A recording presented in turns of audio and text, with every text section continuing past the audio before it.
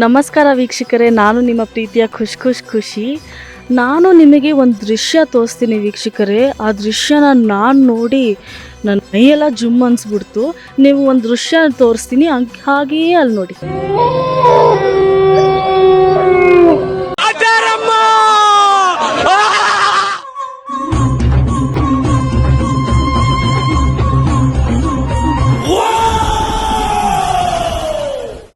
ವೀಕ್ಷಕರೇ, ನಾನು ಅಸುರಕಾಳಿ ಶಕ್ತಿಪೀಠ ದೇವಸ್ಥಾನದಲ್ಲಿದ್ದೀನಿ. ಈ ದೇವಸ್ಥಾನದಲ್ಲಿ ಯಾವ್ಯಾವ ಥರದ ಪೂಜೆಗಳು, ಹೋಮಗಳು, ಈ ದೇವಸ್ಥಾನದ ಇತಿಹಾಸ ಹಾಗೂ ಈ ವಿಗ್ರಹ ಬಗ್ಗೆ ನಿಮಗೆ ತಿಳಿಸ್ಕೊಡ್ತೀನಿ. ವಿಡಿಯೋ ನೋಡ್ತೀರಿ.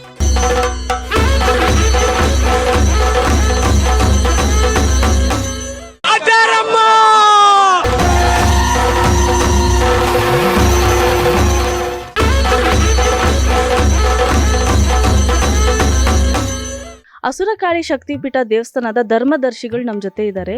ರವಿಕುಮಾರ್ ಅವ್ರ ಜೊತೆ ಮಾತಾಡೋಣ ಬನ್ನಿ. ನಮಸ್ತೆ ಸ್ವಾಮಿಗಳೇ. ಭಕ್ತಾದಿಗಳು ಹೇಳ್ತಿದ್ರು ಗಣೇಶನ ನೋಡೋಕೆ ಮುಂಚೆ ಫಸ್ಟು ಕಾಯಿ ಹೊಡಿಬೇಕು ಅಂತ. ಅದ್ರ ಬಗ್ಗೆ ಸ್ವಲ್ಪ ನಮ್ಮ ವೀಕ್ಷಕರಿಗೆ ಹೇಳಿ. ಕ್ಷೇತ್ರದಲ್ಲಿ ಮೊದಲನೇ ಭಗವಂತನಾಗಿ ವಿಘ್ನೇಶ್ವರನ, ಅಂದರೆ ಈ ವಿಘ್ನೇಶ್ವರನಿಗೆ ಇಲ್ಲಿ ಹೆಸರೇನು ಅಂತ ಹೇಳಿದ್ರೆ ಐಶ್ವರ್ಯ ಗಣಪತಿ ಅಂತ. ಈ ವಿಘ್ನೇಶ್ವರನ ವಿಗ್ರಹ ನಾವು ಮಾಡಿಸಿದ್ದಲ್ಲ, ಒಂದು ಪುಣ್ಯಾತ್ಮನ ನಾವು ತಗೊಂಬಂದು ಕೊಟ್ಟಿದ್ದು. ಅದು ಅನಂತಪುರ ಹತ್ರ ಒಬ್ಬ ಸಾಧುಗಳು ಬಂದು ನಮಗೆ ತಗೊಂಬಂದು ಕೊಟ್ಟಿದ್ದು. ಇಲ್ಲಿ ಈ ಜಾಗದಲ್ಲಿ ಅಪ್ಪನೇ ಆಗಿದೆ ಅವ್ರಿಗೆ ಅಂಥೇಳಿ. ಅದು ಅವ್ರು ನಿಜ ಹೇಳಿದ್ರು ಸುಳ್ಳು ಹೇಳಿದ್ರು ನಮ್ಗೆ ಗೊತ್ತಿಲ್ಲ. ಆದರೆ ತಂದಂಥ ಸಂದರ್ಭಕ್ಕೆ ನಮಗಿಲ್ಲಿ ತಾಯಿ ಒಂದು ಸೂಚನೆ ಕೊಡೋದಕ್ಕೆ ಕರೆಕ್ಟಾಗಿತ್ತು. ಅದರಿಂದ ನಾವು ತಗೊಂಬಂದು ಸ್ಥಾಪನೆ ಮಾಡಿದ್ವಿ. ಇಲ್ಲಿನ ವಿಶೇಷ ವಿಘ್ನೇಶ್ವರನಿಗೆ ಏನು ಅಂತ ಹೇಳಿದ್ರೆ, ಬರೋವಂಥ ಭಕ್ತಾದಿಗಳು ಮೊದಲಿಗೆ ಇಲ್ಲಿ ಬಂದು ಈ ವಿಘ್ನೇಶ್ವರನಿಗೊಂದು ಈಡ್ಗಾಯಿ ಹೊಡೆಯೋಕ್ಕೂ ಮುಂಚೆ ಒಂದು 3 ಸುತ್ತನ್ನು ವಿಘ್ನೇಶ್ವರನಿಗೆ ಕೊಟ್ಟು ಅವ್ರ ಸಂಕಲ್ಪನ ಬೇಡಿ ಅವ್ರ ವಿಘ್ನಗಳೆಲ್ಲ ನಿವಾರಣೆ ಆಗಲಿ, ಮತ್ತು ನಮಗೆ ಆ ವಿಘ್ನಗಳೆಲ್ಲ ಕಳೆದು ನಮಗೊಂದು ಒಳ್ಳೆ ಐಶ್ವರ್ಯನ ಕೊಡಪ್ಪ ಅಂತೇಳಿ ಭಗವಂತನ ಹತ್ರ ಪ್ರಾರ್ಥನೆ ಮಾಡ್ಕೊಂಡು ಈಡ್ಗಾಯಿ ಹಾಕ್ಬೇಕು. ಅದಾದಮೇಲೆ ಈ ದೀಪ ಮಂಟಪ ಅಂತ ಮಾಡಿದ್ದೀವಿ. ಈ ಕ್ಷೇತ್ರದಲ್ಲಿ ಕಂಪಲ್ಸರಿ ಒಂದು ಜ್ಯೋತಿನ ಹಚ್ಬೇಕು. ಅದಾದಮೇಲೆ ನಮ್ಮ ಕ್ಷೇತ್ರಕ್ಕೆ ಎಣ್ಣೆನ ದಾನ ಕೊಡಬೇಕು. ಇದಕ್ಕೆ ನಮ್ಮ ಕ್ಷೇತ್ರದ ಧರ್ಮ. ಬರೋವಂಥ ಪ್ರತಿ ಭಕ್ತಾದಿಗಳು ಮನೆಗೆ 5 ಜನ ಇದ್ದರೆ 5 ಜನನೂ ಈ ಪ್ರೊಸೀಜರ್ ಮಾಡಬೇಕು. ಹೌದಾ, ಈಡ್ಗಾಯಿ ಹೊಡಿಬೇಕು, ಒಂದು ಜ್ಯೋತಿ ಹಚ್ಚಬೇಕು, ಸ್ವಲ್ಪ ಎಣ್ಣೆ ದಾನ ಕೊಡಬೇಕು. ಅವ್ರಿಗೆ ಎಷ್ಟಾದರೂ ಕೊಡ್ಬೋದು. 10 ರೂಪಾಯಿ ಕೊಟ್ಟರು ತಗೊಳ್ತೀವಿ, 10,000 ಕೊಟ್ಟರು ತಗೊಳ್ತೀವಿ. ಈ ಪ್ರೊಸೀಜರ್ ಮಾಡಿ ಮುಗಿಸಿದ ಮೇಲೆ ಅವ್ರಿಗೆ ಯಾವ ದೇವ್ರ ಹತ್ರ ಅವ್ರ ಕೋರಿಕೆ ನಡಿಬೇಕು ಆ ದೇವ್ರ ಹತ್ರ ಅವ್ರು ಸಂಕಲ್ಪ ಮಾಡಿದಾಗ ಒಂದೊಂದು ದೇವತೆಗೆ ಒಂದೊಂದು ಸಿದ್ಧಿ ಬೀಜಾಕ್ಷರಿಗಳನ್ನ ಮಾಡಿದ್ದೀವಿ. ಅದು ಮುಂದಿನ ಅಮಾವಾಸ್ಯೆಗೆ ಮಾಡಬೇಕು ಅಂತೇಳಿ, ಶಿವರಾತ್ರಿ ಅಮಾವಾಸ್ಯೆಗೆ ಅದನ್ನು ಸ್ಥಾಪನೆ ಮಾಡಬೇಕು ಅಂತ ಇದ್ದೀವಿ. ಸ್ಥಾಪನೆ ಮಾಡಿದಾಗ ಆ ಬೀಜಾಕ್ಷರಿಗಳನ್ನ ಅವ್ರು ಪಠನೆ ಮಾಡಿ ಅವ್ರ ಕಾಣಿಕೆನ ಆಯಾ ದೇವ್ರಗಳ ಮುಂದೆ ಕಟ್ಟಿ ಪ್ರಾರ್ಥನೆ ಮಾಡ್ಕೊಂಡು ಹೋಗಿದ್ದೇ ಆದರೆ ಅವ್ರ ಸಂಕಲ್ಪಗಳು ಇವತ್ತಿನವರೆಗೂ ನಡೀತಾ ಇದ್ದಾವೆ, ಮುಂದಕ್ಕೂ ನಡೀತವೆ. ಸೊ ಈಗ ಈ ದೇವಸ್ಥಾನದ ಗಣೇಶ ಬಗ್ಗೆ ತಿಳಿಸ್ಕೊಟ್ರು. ಇನ್ನು ಮುಂದೆ ದೇವಿಯ ಬಗ್ಗೆ ತಿಳ್ಕೊಳ್ಳೋಣ ಬನ್ನಿ ವೀಕ್ಷಕರೇ. ಸ್ವಾಮಿಗಳೇ, ಇಲ್ಲಿರೋ ವಿಶೇಷತೆ ಏನಿದೆ ಅಂತ ಹೇಳಿ. ಇದೇ ನಮ್ಮ ಕ್ಷೇತ್ರಕ್ಕೆ ಇಲ್ಲಿ ಗಾಳಿ ಜಾಸ್ತಿ, ಮತ್ತು ದೀಪಗಳೆಲ್ಲ ಹಚ್ಚುವಂಥ ಸಂಕಲ್ಪ ಇಲ್ಲಿ ಇದ್ದೇ ಇದೆ. ಆದರೆ ಬರೋವಂಥ ಜನ ದೀಪ ಹಚ್ಚದ ಗಾಳಿಗೆ ಆರೋಗ್ಬಿಡುತ್ತೆ. ಅದಕ್ಕೋಸ್ಕರ ಈ ಒಂದು ಮಂಟಪ ಮಾಡಿದ್ದೀವಿ. ಈ ಮಂಟಪ ಮಾಡಿ ಈ ಮಂಟಪಕ್ಕೆ ಕೆಳಗಡೆ ಆಕರ್ಷಣೆ ಯಂತ್ರ ಸಂಕಲ್ಪನೂ ಮಾಡಿದ್ದೀವಿ. ಅದಕ್ಕೆ ಯಾಗ ಎಲ್ಲ ಇಲ್ಲಿ ಮಾಡ್ತಾನೆ ಇರ್ತೀವಿ. ಇದ್ರ ಬಲ ಇಲ್ಲಿ ಇರಬೇಕು ಈ ಭೂಮಿನಲ್ಲಿ ಅಂತ. ಅವಾಗ ಬರೋ ಜನ ಇಲ್ಲಿ ದೀಪ ಹಚ್ಚಬೇಕು ಅಂತೇಳಿ ಮಾಡಿದ್ದೀವಿ. ಅದಕ್ಕೊಂದು ಒಳ್ಳೆಯ ಸ್ಲೋಗನ್ನು ಕೊಟ್ಟಿದ್ದೀವಿ. ಪಂಚಭೂತಗಳಲ್ಲಿ ಅಗ್ನಿ ತತ್ವದ ಈ ಕ್ಷೇತ್ರ. ಇಲ್ಲಿ ಹಚ್ಚೋ ಒಂದು ದೀಪ ನಿಮ್ಮೆಲ್ಲ ರೀತಿಯ ಕಷ್ಟಗಳನ್ನ ಸುಟ್ಟು ಸೌಭಾಗ್ಯವಂತರ ಆಗುವಂತೆ ಫಲ ನೀಡುವ ಕ್ಷೇತ್ರನೇ ಈ ಅಗ್ನಿ ಕ್ಷೇತ್ರ ಅಂತ. ಸೊ ಇದು ಪೂರ್ತಿ ಪಂಚಭೂತಗಳಲ್ಲಿ ಅಗ್ನಿ ತತ್ವದ ಕ್ಷೇತ್ರ. ಅದಕ್ಕೆ ನಮ್ಮ ಮುನೇಶ್ವರನಿಗೆ ಅಗ್ನಿ ಮುನೇಶ್ವರ ಅಂತ ಹೆಸರು ಕ್ಷೇತ್ರ. ಮಾಟ ಮಂತ್ರ ಏನೇ ದೃಷ್ಟಿ ಇದ್ರೂ ಇಲ್ಲಿ ಪರಿಹಾರ ಆಗುತ್ತೆ. ಮನೇಲಿ ಏನೇ ಸಮಸ್ಯೆ ಇದ್ರೂ ಪರಿಹಾರ ಆಗುತ್ತೆ. ಮದುವೆ ಆಗಿಲ್ಲ ಅಂದರೆ ಇಲ್ಲಿ ಬಂದು ಅಮ್ಮನ ಹರಿಸ್ಕೊಂಡು ಇಲ್ಲಿ ಕೋಳಿ ಕುರಿ ಎಲ್ಲ ಬಲಿ ಕೊಡ್ಬೋದು. ಸೊ ಇನ್ನು ಈ ಥರ ದೇವರು ಮೆರವಣಿಗೆ ಕೂಡ ಮಾಡ್ತಾರೆ ಇಲ್ಲಿ. ಸೊ ಇದೇ ಥರ ಇಲ್ಲಿ ನೋಡಿ ವಿಗ್ರಹ ನೋಡಿ.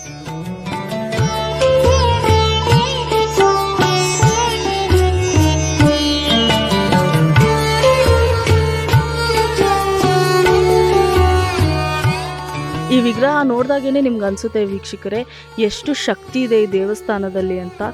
ಎಲ್ಲ ಭಕ್ತಾದಿಗಳಿಗೆ ಇಲ್ಲಿ ಬಂದು ಎಷ್ಟೋ ಕಷ್ಟಗಳು ಪರಿಹಾರ ಆಗಿದೆ.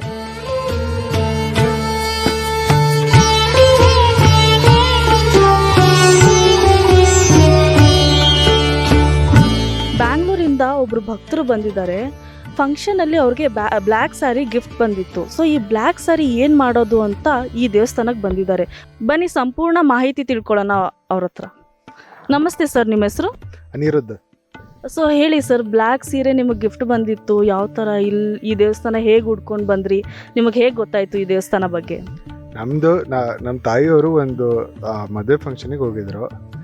ಅನ್ಇಂಟೆನ್ಷನಲಿ ಅದು ಪ್ಯಾಕೆಟ್ ನೋಡ್ಲಾರ್ದೆ ನಮ್ಮ ತಾಯಿಗೆ ಇದು ಉಡಿ ಕೊಟ್ಟಿದ್ದಾಗೆ ಬಂದಿದ್ದು ಬ್ಲ್ಯಾಕ್ ಸೀರೆ ಬಂದ್ಬಿಟ್ಟಿದೆ. ತುಂಬ ಒಳ್ಳೆ ಕ್ವಾಲಿಟಿ ಸೀರೆ ಇದೆ, ಬಟ್ ಇರೋದು ಬ್ಲ್ಯಾಕು, ಉಡೋಕ್ಕೆ ಬರಲ್ಲ.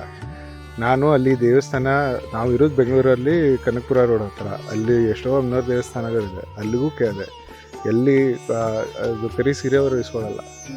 ಅವಾಗ ಅವ್ರಿಗೆ ಕೇಳಿದೆ ನಾನು ಹೆಂಗೆ ಎಂತು ಅಂತ. ಅವಾಗ ಅವರು ಒಬ್ಬೊಬ್ರಿಗೆ ಕೇಳಿದಾಗೆ ಹೇಳಿದರು, ಇಲ್ಲಿ ಹಸುರುಗಾಳಿ ಶಕ್ತಿ ಪೀಠ ಇದೆ, ಅವಳು ಒಬ್ಬಳೇ ಅಮ್ಮ ಕರಿ ಸೀರೆ ಉಟ್ಕೋತಾಳೆ, ನೀವು ಅಲ್ಲಿ ಹೋದರೆ ಅದು ಕರಿ ಸೀರೆ ಬರೋದಕ್ಕೂ ಏನಾರ ಕಾರಣ ಇರ್ಬೋದು, ಅದನ್ನೇ ಅವಳಿಗೆ ನೀವು ಕೊಟ್ಟರೆ ಎಲ್ಲ ರೀತಿಲೇ ಅವಳು ಕೃಪಾ ಕಟಾಕ್ಷಿದ್ದು ಎಲ್ಲ ಒಳ್ಳೆಯದಾಗುತ್ತೆ ಅಂತ ಹೇಳಿದ್ದಾರೆ. ಅದರ ಸಂಬಂಧ ಇವತ್ತು ನಾವು ಬೆಳಗ್ಗೆನೇ ಬಂದು ಮಾಡಿಸೋದಾಗಿ. ತುಂಬ ಹಸುರಕಾಳಿ ದೇವಸ್ಥಾನಗಳಿದೆ, ಈ ದೇವಸ್ಥಾನ ಹೇಗೆ ನಿಮಗೆ ಗೊತ್ತಾಯಿತು ಪರ್ಟಿಕ್ಯುಲರ್ ಆಗಿ? ಅವಳ ಇಚ್ಛೆ, ಅವಳೇ ಕರ್ಸ್ಕೊಂಡಿರೋದು. ಯಾಕಂದರೆ ನಮಗೆ ಕರಿ ಸೀರೆ ಯಾರು ಉಡ್ತಾರೆ ಅದು ಗೊತ್ತಿರಲಿಲ್ಲ. ಅವಳೇ ಜ್ಞಾನ ಕೊಟ್ಟು ಅವಳೇ ಕರ್ಸ್ಕೊಳ್ಳೋದನ್ನೇ ಆಗಿದೆ. ನಮಗಂತೂ ಗೊತ್ತೂ ಇರಲಿಲ್ಲ ಇಲ್ಲಿಗೆ ಹಿಂಗೆ ಬರಬೇಕು, ಹಿಂಗಿದೆ ಅಂತ. ನಾವು ಹೆಂಗೋ ಅವಳೇ ಕರ್ಸ್ಕೊಳ್ಳೋದಾಯ್ತು, ಇಲ್ಲಿಗೆ ನಾವು ಬಂದಿದ್ದಾಯ್ತು. ಅವಳ ಇಚ್ಛೆ ಅಷ್ಟೇ. ಸೊ ನಿಮಗೆ ಒಳ್ಳೇದಾಗಲಿ, ನಿಮ್ಮ ಫ್ಯಾಮ್ಲಿಗೆ ಒಳ್ಳೇದಾಗಲಿ ಸರ್. ನಮಸ್ಕಾರ. ಎಲ್ಲರ ಮನೇಲೂ ವರ್ಷಕ್ಕೆ ಒಂದ್ಸತಿ ಮುನೇಶ್ವರ ಮಾಡ್ತೀವಿ. ಈ ಹಸುರಕಾಳಿ ದೇವಸ್ಥಾನ ಆಗೋ ಮುಂಚೆ ಇಲ್ಲಿ ಮುನೇಶ್ವರ ದೇವಸ್ಥಾನ ಇತ್ತು. ಸೊ ಇದೇ ವಿಗ್ರಹ ನೋಡಿ, ಅಗ್ನಿ ಮುನೇಶ್ವರ ಅಂತ ಹೇಳ್ತಾರೆ.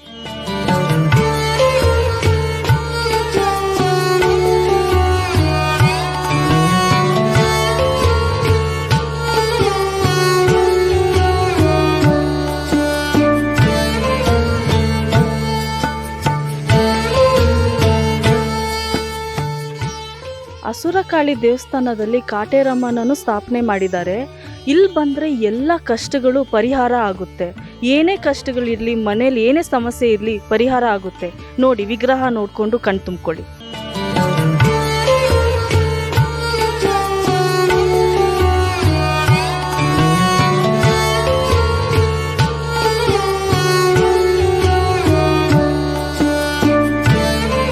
ಹಸುರಕಾಳಿ ದೇವಸ್ಥಾನದಲ್ಲಿ ಪ್ರತಿ ಅಮಾವಾಸ್ಯೆ ಪೌರ್ಣಮಿಗೆ ಹೋಮ ಮಾಡ್ತಾರೆ.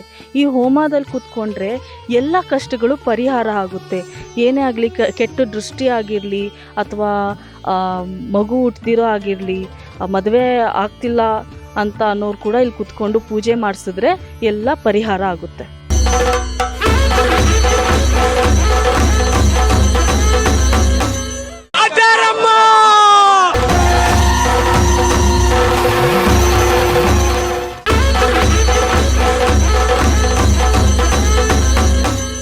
ಸ್ವಾಮಿಗಳೇ, ಅಮ್ಮನ ವಿಗ್ರಹ ಬಗ್ಗೆ ಹಾಗೂ ಯಾವ್ಯಾವ ಥರದ ಪೂಜೆಗಳು, ಏನೇನು ವಿಶೇಷತೆ ಇದೆ ಅಂತ ನಮ್ಮ ವೀಕ್ಷಕರಿಗೆ ಹೇಳಿ. ಅಮ್ಮ, ಈ ನಮ್ಮ ಕ್ಷೇತ್ರದಲ್ಲಿ, ಈ ನಮ್ಮ ಕ್ಷೇತ್ರದ ಹೆಸರು ಅಗ್ನಿ ಕ್ಷೇತ್ರ ಅಂತ. ಮತ್ತು ಇದಕ್ಕೊಂದು ಪೀಠ ಕಟ್ಟಿದ್ದೀವಿ, ಹಸುರು ಮಹಾಕಾಳಿ ಶಕ್ತಿ ಪೀಠ ಅಂತ. ಈ ಶಕ್ತಿ ಪೀಠದಲ್ಲಿ ಮೂಲ ದೇವತೆ ಬಂದ್ಬಿಟ್ಟು ಆದಿದೇವತೆ ಅಗ್ನಿಮುನೇಶ್ವರಿ. ಇಲ್ಲಿ ಮಹಾದೇವತೆ ಬಂದ್ಬಿಟ್ಟು ಈ ಕ್ಷೇತ್ರಕ್ಕೆ ಮಹಾರಾಣಿ ಅಂತ ಕರಿತೀವಿ ನಾವು. ನಮ್ಮ ಅಥರ್ವಣ ಕಾಟೇರಮ್ಮ ಅಂತ. ಅಥರ್ವಣ ಕಾಟೇರಮ್ಮ ಅಂತ ನಾವು ಯಾಕೆ ಕರಿತೀವಿ ಅಂದರೆ, ಆ ತಾಯಿ ಹೆಸರು ಘೋರ ಕಾಟೇರಿ ಅಂತ. ಈ ಕಾಟೇರಿಗಳಲ್ಲಿ ಎಲ್ಲರಿಗೂ ಗೊತ್ತಿರೋಂಗೆ ಕಾಟೇರಮ್ಮ ಅಂತ ಇರೋದಷ್ಟೇ. ತಮಿಳ್ನಾಡು ಕಡೆ ರಥ ಕಾಟೇರಿ ಅಂತೇಳಿ ಮಾಡ್ತಾರೆ. ಆದರೆ ಇರೋದು ಕಾಟೇರಿಗಳು 18 ಕಾಟೇರಿಗಳಿವೆ. 18 ಕಾಟೇರಿಗಳಿಗೂ ಮೂಲ ಅಂತ ಹೇಳಿದ್ರೆ, ದೊಡ್ಡವಳು ಅಂತ ಹೇಳಿದ್ರೆ ಘೋರ ಕಾಟೇರಿ ಅಂತ. ಅವಳಿಂದ ಅಂಶನೇ ಇನ್ನು 17 ಕಾಟೇರಿ. ಸೊ ಅಲ್ಲಿರ್ತಕ್ಕಂಥ ಘೋರ ಕಾಟೇರಮ್ಮನಿಗೆ ಅದು ಘೋರ ಕಾಟೇರಿ ಅಂತ ಕರೆದ್ರೆ ಚೆನ್ನಾಗಿರಲ್ಲ ಅಂತೇಳಿ ನಾವು ಅಥರ್ವಣ ಕಾಟೇರಮ್ಮ ಅಂತೇಳಿ ಆ ಅಮ್ಮನಿಗೆ ನಾಮಧೇಯ ಮಾಡಿದ್ದೀವಿ. ಆ ಮಹಾತಾಯಿಗೆ ಈ ರಣರಕ್ತ ಕಾಟೇರಿ ಅಂತಕ್ಕಂಥ ತಾಯಿ 8ನೇ ತಂಗಿ. ಸೊ ಈ ಅಮ್ಮನಿಗೆ 2 ಮಕ್ಕಳು, ಕೆಂಪೂತ, ಇವರು ಕರಿಭೂತ ಅಂತ. ಇವರಿಬ್ಬರು ಜೊತೆಗೆ ಈ ರಕ್ತ ಕಾಟೇರಿ ಅಂತಕ್ಕಂಥ ತಾಯಿ, ರಣರಕ್ತ ಕಾಟೇರಿ ಅಂತಕ್ಕಂಥ ತಾಯಿ ನೆಲೆಸಿರೋ ಒಂದೇ ಒಂದು ಕ್ಷೇತ್ರ ಇದು. ಈ ತಾಯಿಗೆ ಪೂರ್ತಿ 100ಕ್ಕೆ 100 ಭಾಗನೂ ಬಲಿಪೂಜನೆ. ಈ ತಾಯಿಯಲ್ಲಿ ಮೊದಲು ಈ ತಾಯಿ ನಡೆಸ್ಕೊರೋ ಕಾರ್ಯ ಏನಂತ ಹೇಳಿದ್ರೆ ಶತ್ರುಗಳ ಸಂಹಾರ. ಆ ತಾಯಿ ಭಕ್ತಾದಿಗಳು, ಆ ತಾಯಿ ಮಕ್ಕಳು ಅಂತ ಯಾರು ಅನಿಸ್ಕೊಳ್ತಾರೋ ಅವ್ರಿಗೆ ಗೊತ್ತಿಲ್ದಿರ್ತಕ್ಕಂಥ ಶತ್ರುಗಳನ್ನ ಸಮಾನ ಮಾಡ್ಕೊಳ್ತಾವೆ. ಇಂಥದ್ದೇ ಮಾಡ್ತಾಯಿಲ್ಲ ಅಂತ ಹೇಳೋಕ್ಕಾಗೋದಿಲ್ಲ, ಅದು ಹೆಂಗೆ ಹೇಳೋದು ಅಂತ ನಮ್ಗೆ ಗೊತ್ತಾಗೋದಿಲ್ಲ. ಆದರೆ ನಾಶ ಮಾಡಿಬಿಡ್ತಾರೆ. ಸೊ ಹಾಗೆ ಇದೊಂದು ಪ್ರಯೋಗ ದೇವತೆ. ಇದರಿಂದ ಇಲ್ಲಿ ಬಂದು ಕೋಳಿಗಳು ಇಳಿಸ್ತಾರೆ, ಪೂಜೆ ಮಾಡ್ತಾರೆ. ಯಾವಾಗೆಲ್ಲ ಬಲಿ ಕೊಡ್ತೀರಾ? ಯಾವ ಟೈಮ್? ಆ ಥರ ಏನಿಲ್ಲ ಮೇಡಮ್, ಬಂದು ಅರ್ಕೆ ಮಾಡ್ಕೊಂಡವ್ರು ಯಾವಾಗ ಬೇಕಾದರೂ ಬಂದು ಮಾಡ್ಬೋದು. ಇಲ್ಲಿಗೆ ಎಲ್ಲರಿಗೂ ಅವಕಾಶ ಇಲ್ಲ. ಮೊದಲಾಗಿ ಇದನ್ನು ಹೇಳ್ಬಿಡ್ತೀನಿ, ಬರೋವಂಥ ಎಲ್ಲ ಜನಕ್ಕೂ ಈ ಒಂದು ತಾಯಿ ಹತ್ರಕ್ಕೆ ಅವಕಾಶ ಇಲ್ಲ ಬರೋದಕ್ಕೆ. ನಮ್ಮ ಹತ್ರ ಅಲ್ಲಿ ಕೇಳಬೇಕು, ಅವ್ರಿಗೇನಲ್ಲ ಇಲ್ಲಿ ಕಾರ್ಯ ನಡಿಬೇಕಂದಾಗ ಮಾತ್ರ ನಮ್ಮ ಉತ್ತರ ತಗೊಂಡು ಇಲ್ಲಿ ಬರಬೇಕು. ಬಿಟ್ಟರೆ ಅವರು ಸಾಧಾರಣವಾಗಿ ಎಲ್ಲ ದೇವಸ್ಥಾನಗಳ ಹತ್ರ ಹೋಗೋಂಗೆ ಇಲ್ಲಿಗೆ ಈ ತಾಯಿ ಹತ್ರ ಬರೋದಕ್ಕೆ ಯಾರೂ ಧೈರ್ಯ ಮಾಡಬಾರ್ದು. ಯಾಕಂದರೆ ಅವಳು ಪ್ರಯೋಗ ದೇವತೆ ಆಗಿರೋದ್ರಿಂದ ಪ್ರಯೋಗಕ್ಕೆ ಅಂತಲೇ ನಿಂತಿರ್ತಾಳೆ. ಯಾರಾದರೂ ಏನಾದರೂ ಬಂದಿದ್ದೇ ಆಗಿರಲಿ ಮಾಡಿದ್ದೇ ಆಗಿರಲಿ ಆದರೆ ಅವ್ರ ಮೇಲೆ ಉಗ್ರವಾದಂಥ ಪ್ರಹಾರ ನಡೆಸ್ಬಿಡ್ತಾರೆ. ತುಂಬ ಜನಗಳು ಇಲ್ಲಿ ಸಮಸ್ಯೆಗೆ ಹಾಕ್ಬಿಟ್ಟಿದ್ದಾರೆ. ಅದರಿಂದ ನಾವು ಇವಾಗ ಎಚ್ಚರಿಕೆ ಕೊಡೋದ್ರಿಂದ ನಮ್ಮನ್ನು ಕೇಳದೆ ಇಲ್ಲಿಗೆ ಯಾರು ಬರಬೇಡ್ರಿ. ಒಂದು ಈ ತಾಯಿ ಹತ್ರ, ಅದಕ್ಕೆ ಈ ಮಹಾತಾಯಿಗೆ ಇಲ್ಲೇ ಆದಂಥ ಸಾಮ್ರಾಜ್ಯನ ಚಿಕ್ಕದಾಗಿ ಕಟ್ಟಿಬಿಟ್ಬಿಟ್ಟಿದ್ದೀವಿ ಅವಳಿಗೆ. ಅವಳ ಹತ್ರ ಆಗುವಂಥ ಕೆಲಸ ಏನಂತಂದರೆ ಶತ್ರುಗಳ ಸಮಾನ ಮೇಯ್ನಾಗಿ ನಡೆಯೋದೆ ಆ ಯಮ್ಮನ ಹತ್ರ ಇದೊಂದೇ. ಅವಳಿಗೆ ಮೇಯ್ನು ನೀವು ನಡೆಸೋವಂಥ ಬಲಿ ಪೂಜೆನ ಅವಳಿಗೆ ಯಾವ ರೀತಿ ಫಲವಾಗಿ ಕೊಡ್ತಾಳೆ ಅಂತ ಹೇಳಿದ್ರೆ, ನಿಮ್ಮ ಶತ್ರುಗಳನ್ನ, ನಿಮಗೆ ತಿಳಿದಿರೋ ಶತ್ರುಗಳನ್ನ, ತಿಳಿದೇ ಇರೋ ಶತ್ರುಗಳನ್ನ, ಹಿತಶತ್ರುಗಳನ್ನ ನಿಮಗೆ ತಿಳಿದಿರಂಗೆ, ನಿಮಗೆ ಕಾಣಿಸ್ದಿರಂಗೆ ಸಂಹಾರ ಮಾಡ್ತಾಳೆ. ಸಂಹಾರ ಮಾಡಿ ಕನ್ಸಲ್ಲಿ ಬಂದು ಕೇಳ್ತಾಳೆ, ನಾನು ಇಂಥದನ್ನೊಂದು ಮಾಡಿದ್ದೀನಿ, ನನಗೆ ಬಂದು ಬಲಿ ಕೊಡು ಅಂತ. ಆವಾಗ ಬಂದು ಆ ತಾಯಿಗೆ ಏನು ಬೇಕು ಅದನ್ನು ಕೊಟ್ಬಿಟ್ಟು ಹೋಗ್ಬಿಟ್ರು ಅಂತ ಹೇಳಿದ್ರೆ ಅವ್ರ ಕಾಲಕ್ಕೂ ಅವ್ರ ಶತ್ರು ಭಯ ಅನ್ನೋದು ಬೇಡವೇ ಬೇಡ. ಇದಿಷ್ಟು ಈ ತಾಯಿ ಹತ್ರ ನಡೆಯುವಂಥ ಕಾರ್ಯ. ಈ ತಾಯಿ ಬಲನೇ ಅದು. ಜಾತ್ರೆಗಳ ಬಗ್ಗೆ ಸ್ವಲ್ಪ ನಮ್ಮ ವೀಕ್ಷಕರಿಗೆ ಹಾಗೆ ತಿಳಿಸ್ಕೊಡಿ. ಇಲ್ಲಿ ನಮ್ಮ ಕ್ಷೇತ್ರದಲ್ಲಿ ವರ್ಷಕ್ಕೆ 3 ಜಾತ್ರೆ ಮಾಡ್ತೀವಿ. ಒಂದು ಈಗ ಬರ್ತಕ್ಕಂಥ ಶಿವರಾತ್ರಿ ಅಮಾವಾಸ್ಯೆ ಜಾತ್ರೆ, ಎರಡನೇದು ಆಗಸ್ಟ್ 3, 4, 5 ನಮ್ಮ ಕ್ಷೇತ್ರದ ದೊಡ್ಡ ಜಾತ್ರೆ, ಮತ್ತು ದಸರಾದು ಮಾರಣಾಂಬೆ ಹಬ್ಬಕ್ಕೆ ಈ ಅಮ್ಮನ ಜಾತ್ರೆ. ಆವಾಗ ಈ ಅಮ್ಮನಿಗೆ ಅತಿ ಘೋರವಾದಂಥ ಯಾಗಗಳು ಮಾಡ್ತೀವಿ. ಈ ಮೊನ್ನೆ ಜಾತ್ರೆಗೆ 108 ಕೋಳಿ ಕೊಯ್ದು ಬಲಿ ಕೊಟ್ಟು ಈ ಥರ ಪೂಜೆಗಳು, ಈ ಥರ ಎಲ್ಲ ತಂತ್ರವಿದ್ಯೆಗಳಿಗೆ ಸಂಬಂಧಪಟ್ಟಂಥ ಪೂಜೆಗಳು ನಡೆಸ್ತೀವಿ. ಈ ಎಲ್ಲ ಜಾತ್ರೆಗಳು, 3 ಜಾತ್ರೆಗಳಿಗೆ ಜನಗಳು ಈಗಾಗಲೇ ತುಂಬ ಜನಗಳಿಗೆ ತಾಯಿ ನಡೆಸ್ಕೊಟ್ಟಿದ್ದಾಳೆ ಎಲ್ಲ ಕಾರ್ಯಗಳನ್ನು, ಮತ್ತು ಉಳಿಸ್ಕೊಂಡಿದ್ದಾಳೆ. ನಮ್ಮದೇ ಜನ ಅಂತೇಳಿ, ನಮ್ಮದೇ ಕುಟುಂಬ ಅಂತೇಳಿ 3000 ಕುಟುಂಬಗಳನ್ನ ಇವತ್ತು ಆ ತಾಯಿ ಮಾಡಿಟ್ಕೊಂಡಿದೆ. ಸೊ ಸಾವಿರಾರು ಸಂಖ್ಯೆಯಲ್ಲಿ ಜನ ಬರ್ತಾರೆ, ಜಾತ್ರೆನಲ್ಲಿ ಇರ್ತಾರೆ, ಅವ್ರ ಸಂಕಲ್ಪಗಳು ಇವತ್ತುವರೆಗೂ ನಡ್ಸ್ಕೊಂಡು ಹೋಗ್ತಾ ಇರ್ತಾರೆ. ಆದರೆ ನಮ್ಮ ಜಾತ್ರೆ ಅಂತ ಹೇಳಿದ್ರೆ ಬಲಿ ಪೂಜೆ, ಬಲಿ ಪೂಜೆ, ಬಲಿ ಪೂಜೆ. ಬಲಿ ಪೂಜೆ ಇಲ್ದಿದ್ದು ನಮ್ಮ ಕ್ಷೇತ್ರದಲ್ಲಿ ಪೂಜೆ ಇಲ್ಲ. ಈ ದೇವಸ್ಥಾನಕ್ಕೆ ಭಕ್ತರು ಬಂದ ಮೇಲೆ ಏನೇನೆಲ್ಲ ಅನುಕೂಲ ಆಗುತ್ತೆ? ಅಮ್ಮ, ಈ ಕ್ಷೇತ್ರಕ್ಕೆ ಇದು ಒಂದು ತಂತ್ರಕ್ಷೇತ್ರ ಆಗಿರೋದ್ರಿಂದ ಮಾಟ ಮಂತ್ರ ಅಂತಕ್ಕಂಥ ಪ್ರಯೋಗಗಳು ಇಲ್ಲಿ ಬಂದು ಹೆಜ್ಜೆ ಇಕ್ತಾ ಇದ್ದಂಗೆ ತೀರೋಗ್ತವೆ.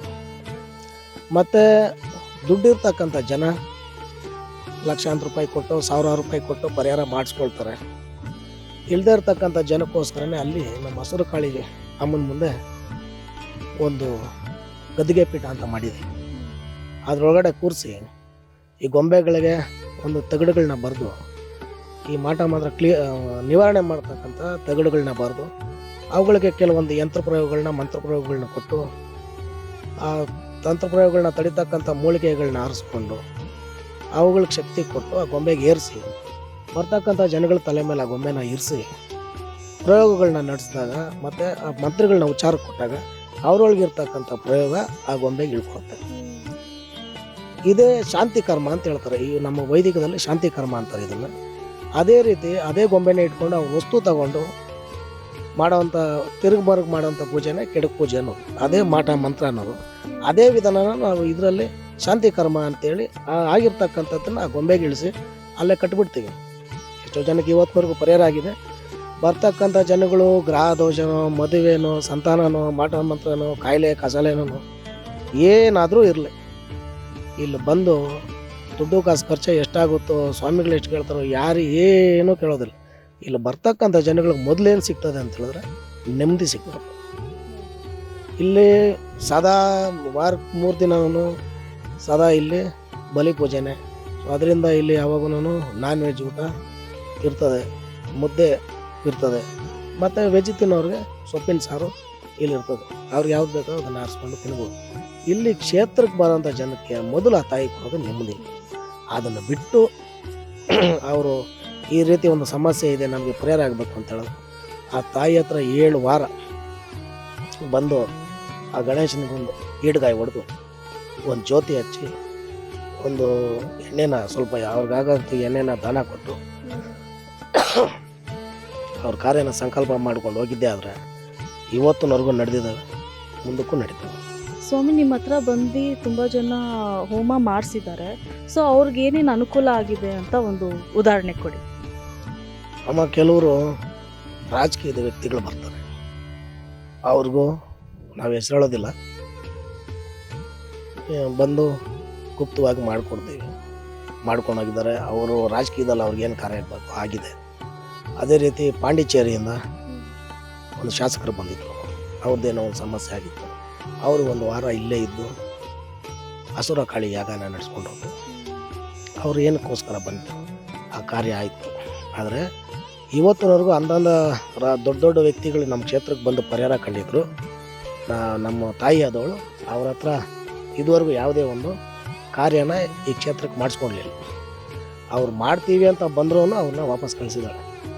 ಸೊ ಇವತ್ತಿನವರೆಗೂ ಆ ತಾಯಿಗೆ ಏನು ಬೇಕೋ ಅದನ್ನು ನಮ್ಮ ಕೈಯಲ್ಲೇ ಮಾಡಿಸ್ಕೊಳ್ತಾ ಬಂದಿದ್ದಾಳೆ. ತುಂಬ ಬಡವ್ರನ್ನ ಬಗ್ಗರನ್ನ ಕೇಳಿ ಮಾಡಿಸ್ಕೊಳ್ತಾಳೆ ಬಿಟ್ಟರೆ ಶ್ರೀಮಂತರನ್ನ ನಾನು ಮಾಡ್ತೀನಿ ಅಂತ ಬರೋವ್ರನ್ನ ಇವತ್ತಿನವರೆಗೂ ದೂರ ತಳ್ಳಿದ್ದಾಳೆ. ಯಾಕೆ ಅಂತ ನಮಗೂ ಗೊತ್ತಿಲ್ಲ.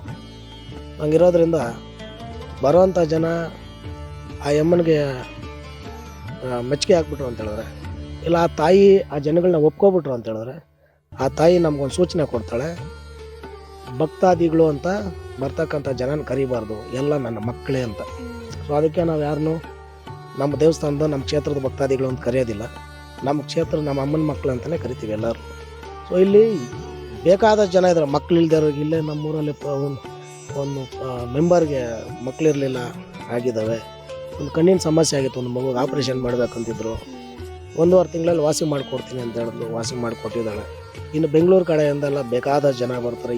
ಅವ್ರ ಕಾರ್ಯ ಏನು ಬೇಕು ಇಂಥದ್ದು ಅಂತಲ್ಲ, ಒಂದು ಒಳ್ಳೆಯದಕ್ಕಾಗಿರ್ಬೋದು, ಒಂದು ಕೆಟ್ಟದಕ್ಕಾಗಿರ್ಬೋದು, ಎರಡಕ್ಕೂ ಈ ಜಾಗದಲ್ಲಿ ಅನುಕೂಲ ಕಾಣ್ತಾ ಇದ್ದಾರೆ, ಫಲ ಕಾಣ್ತಾ ಇದ್ದಾರೆ. ದೊಡ್ಡ ಮಟ್ಟಿಗಿನ ಖರ್ಚೇನಿರೋದಿಲ್ಲ, ದೊಡ್ಡ ಮಟ್ಟಿಗಿನ ಭಕ್ತಿ ನಂಬಿಕೆ ಮಾತ್ರ ಬೇಕು. ಇನ್ನು ಮಿಕ್ಕಿದ್ದೆಲ್ಲನೂ ಅವ್ರ ಕೈಗೆಟ್ಕೊಂಥ ದರದಲ್ಲೇ ಇಲ್ಲಿ ತಾಯಿ ಸೇವೆ ನಡೆಯೋದು. ಇವಾಗ ಗೊಂಬೆ ಪ್ರಯೋಗ ನಾವು ಶಾಂತಿ ಕರ್ಮ ಹೇಳ್ತಲ್ಲ, ಪ್ರಯೋಗದ ಮಾತ್ರ ಪ್ರಯೋಗ ನಿವಾರಣೆ, ಅದಕ್ಕೆ ನಾವು ಚಾರ್ಜ್ ಮಾಡೋದು 1001 ರೂಪಾಯಿ ಅಷ್ಟೇ. ಇನ್ನು ಹೋಮಗಳಿಗೆಲ್ಲನೂ ನಾವು ಮಾಡ್ತಾ ಇರ್ತೀವಿ. ನಾವು ಒಂದ್ಸರಿ ಯಾಕೆ ಕೂತ್ಕೊಂಡ್ವಿ ಅಂತ ಹೇಳಿದ್ರೆ ನಾವು ಮಾಡೋದೆಲ್ಲ ತಂತ್ರ ಪೂಜೆಗಳಾಗಿರೋದ್ರಿಂದ ಯಾಗಕ್ಕೂ ಬಲಿಗಳು ಕೊಡೋದು ಈ ಥರ ಎಲ್ಲ ಇರ್ತದೆ.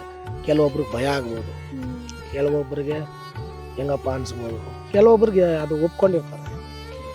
ಹೊಸದಾಗಿ ನಮ್ಮ ಕ್ಷೇತ್ರಕ್ಕೆ ಬರೋಂಥ ಜನ ಈ ಯಾಗಗಳಲ್ಲಿ ಪಾಲ್ಗೊಂಡಿದ್ದೆ ಆದರೆ ಪಾಲ್ಗೊಂಡು ಹೋದ್ಮೇಲೆ ಅವ್ರು ಏನು ಅಂದ್ಕೊಂಡು ಬಂದು ಇಲ್ಲಿ ಕುಂತಿರ್ತಾರೋ ಅದಷ್ಟು ಮನೆಗೆ ಹೋದ್ಮೇಲೆ ನಡೆದಿದೆ. ಅವರೇ ಮತ್ತೆ ಬಂದು ನೆಕ್ಸ್ಟ್ ಹೋಮ ಯಾವಾಗ ಮಾಡ್ತೀವಿ ಸ್ವಾಮಿ ಅಂತ ಕಾಯ್ಕೊಂಡಿದ್ದು ಬಂದು ನಡ್ಸ್ಕೊಂಡು ಹೋಗ್ತಾರೆ. ಯಾವುದೇ ಚಾರ್ಜ್ ಮಾಡಲ್ಲ ನಾವು. ಮುಂದಕ್ಕೇನಾದರೂ ಜನ ಜಾಸ್ತಿ ಆದರೂ ಇಲ್ಲ ಅವರು ಸಮಸ್ಯೆಗಳು ಜಾಸ್ತಿ ಆದರೂ ತಲೆಗೆ ಒಂದು 100 ರೂಪಾಯಿ ಮಾಡೋಣ ಅಂತಿದ್ದೀವಿ, ಅಷ್ಟು ಬಿಟ್ಟರೆ ಇನ್ನು ಯಾವುದೇ ರೀತಿ ಜನಗಳು ದೊಡ್ಡದಾಗಿ ಎಷ್ಟು ಖರ್ಚಾಗುತ್ತೋ ಏನು ಖರ್ಚಾಗುತ್ತೋ ಅಂತ ಭಯ ಬಿದ್ದುಕೊಂಡಂತೂ ನಮ್ಮ ಕ್ಷೇತ್ರಕ್ಕೆ ಬರೋವಂಥ ಜನಗಳೆಲ್ಲರೂ ಅಮ್ಮನ ಮಕ್ಕಳಾಗಿ ಇದೊಂದು ತವ್ರ ಮನೆ ಅಂದ್ಕೊಳ್ಳಿ. ಆ ತಾಯಿ ಒಡ್ಲಿಗೆ ಯಾರು ಬೇಕಾದರೂ ಎಂಥ ಕಷ್ಟ ಇಟ್ಕೊಂಡು ಬಂದರು ದುಡ್ಡಿನ ಸಮಸ್ಯೆ ದುಡ್ಡಿನ ನಮ್ಮ ಮುಂದಿಕ್ಕಿದ್ರೆ ಅವ್ರಿಗೆ ಯಾವುದೇ ಪರಿಹಾರ ಇರಲಿ ನಾವು ಮಾಡ್ಕೊಡ್ತೀವಿ. ಸ್ವಾಮಿಗಳೇ, ಭಕ್ತಾದಿಗಳಿಗೆ ದೇವಸ್ಥಾನದ ವಿಳಾಸ ಸ್ವಲ್ಪ ಹೇಳಿ. ಇದು ಕೋಲಾರ ಜಿಲ್ಲೆ ಬಂಗಾರಪೇಟೆ ತಾಲೂಕು ಕಾಮಸಮುದ್ರ ಹೋಬಳಿ ಮಜರಾಪುರ ಅಂತ ಊರ ಹೆಸರು. ಇದನ್ನು ಪುರಂ ಅಂತಾರೆ, ಆದರೆ ದಾಖಲಾತಿಗಳು ಮಜರಾಪುರ ಅಂತ ಇದೆ.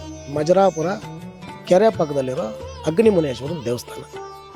ಇಲ್ಲಿ ಆ ಕಾಲದಿಂದನೂ 4 ತಲೆಮಾರುಗಳಿಂದ ನಮ್ಮ ಸ್ವಾಮಿ ಅಗ್ನಿಮುನೇಶ್ವರನ ಇಲ್ಲಿ ವಾಸ. ಅವಾಗೆಲ್ಲ ಹೊಲದೇವ್ರುಗಳು ಮಾಡ್ಕೊಂಡು ಬಂದಿದ್ದಾರೆ ನಮ್ಮ ದೊಡ್ಡಪ್ಪನವರು, ನಮ್ಮ ತಾತನವರು, ಅವರೆಲ್ಲ. ಆ ರೀತಿ ಆ ಸ್ವಾಮಿನ ಇವಾಗ ಆ ಸ್ವಾಮಿ ದೇವಸ್ಥಾನ ಅಭಿವೃದ್ಧಿ ಮಾಡಿ ಇವತ್ತು ಈ ದೊಡ್ಡ ಕ್ಷೇತ್ರನಲ್ಲಿ ನಿರ್ಮಾಣ ಮಾಡಿದ್ದೀವಿ.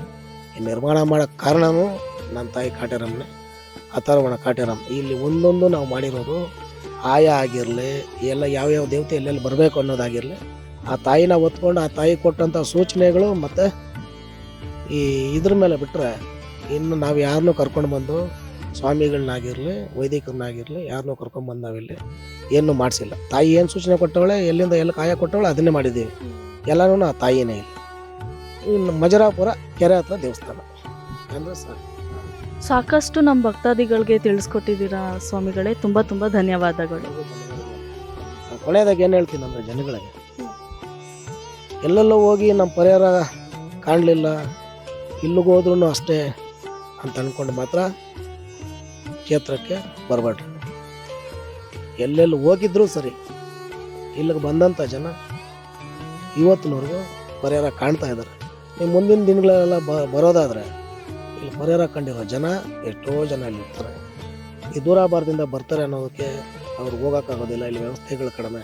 ಅದರಿಂದನೇ ಎಲ್ಲ ಮಲಗೋಕ್ಕೆ, ಊಟ ಮಾಡೋಕ್ಕೆ, ಇರೋದಕ್ಕೆಲ್ಲ ವ್ಯವಸ್ಥೆ ಮಾಡಿ ಈ ಕ್ಷೇತ್ರನ ಗುಟ್ಟಾಗಿಟ್ಟಿದ್ವಿ. ಇವತ್ತೇನೋ ತಾಯಿ ನಿಮ್ಮನ್ನು ಕರ್ಸ್ಕೊಂಡಿದ್ದಾಳೆ. ಇದುವರೆಗೂ ನಾವು ಯಾರನ್ನು ಫೋಟೋ ತೆಗಿಯೋಕ್ಕೆ ಸಮೇತ ಬಿಡೋದಿಲ್ಲ. ಇವತ್ತು ಆ ತಾಯಿ ನಿಮ್ಮನ್ನು ಕರ್ಸ್ಕೊಂಡಿದ್ದಾಳೆ ಅಂದರೆ ಸಂಕಲ್ಪ ಆ ತಾಯಿದೇನಿದೆಯೋ ನಮಗೆ ಗೊತ್ತಿಲ್ಲ.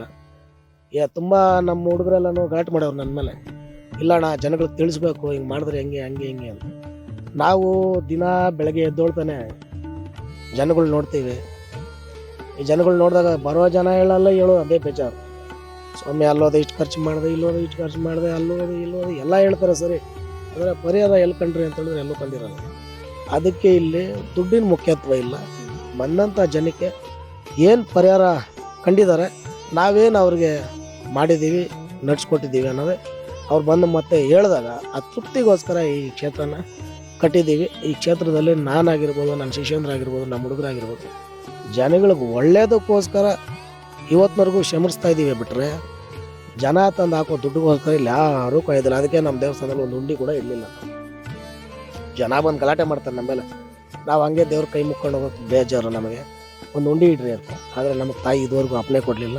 ಅದಕ್ಕೋಸ್ಕರ ಉಂಡಿನ ಇಡಲಿಲ್ಲ. ಬರೋವಂಥ ಜನ ಎಂಥದೇ ಸಮಸ್ಯೆ ಇರಲಿ, ಯಾವುದೇ ಊರಲ್ಲಿರಲಿ, ನಂಬಿ ಬರ್ರಿ. ಆದರೆ ಆತ್ರವಾಗಿ ಬರಬೇಕು. ಇಲ್ಲಿ ಸ್ವಲ್ಪ ನಮ್ಮದೆಲ್ಲ ಮಧ್ಯಾಹ್ನದೇ ಪೂಜೆ, ರಾತ್ರಿ ಎಲ್ಲ ಕೆಲವೊಂದು ಪೂಜೆಗಳಿರ್ತವೆ. ಅದರಿಂದ ನಾವು ಮಲಗೋದು ಲೇಟು, ಎದ್ದೊಳೋದು ಸ್ವಲ್ಪ ಲೇಟು.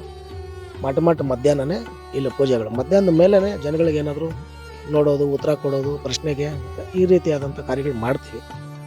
ಅದನ್ನೇ ನಂಬಿಕೆ ಇಟ್ಕೊಂಡು ಬರೋವಂಥ ಜನಕ್ಕೆ ಅವ್ರು ಎಂಥದೇ ಸಮಸ್ಯೆ ಅಂತ ಬರಲಿ, ಪರಿಹಾರ 100ಕ್ಕೆ 100 ಈ ಅಥರ್ವಣ ಕ್ಷೇತ್ರದಲ್ಲಿ, ಈ ಹಸುರು ಮಹಾಕಾಳಿ ಶಕ್ತಿಪೀಠದಲ್ಲಿ ಇರ್ತಕ್ಕಂಥ ಎಲ್ಲ ದೇವತೆಗಳು ಮಾಡಿಕೊಟ್ಟಿದ್ದಾವೆ, ಮುಂದಕ್ಕೂ ಮಾಡಿಕೊಡ್ತಾರೆ.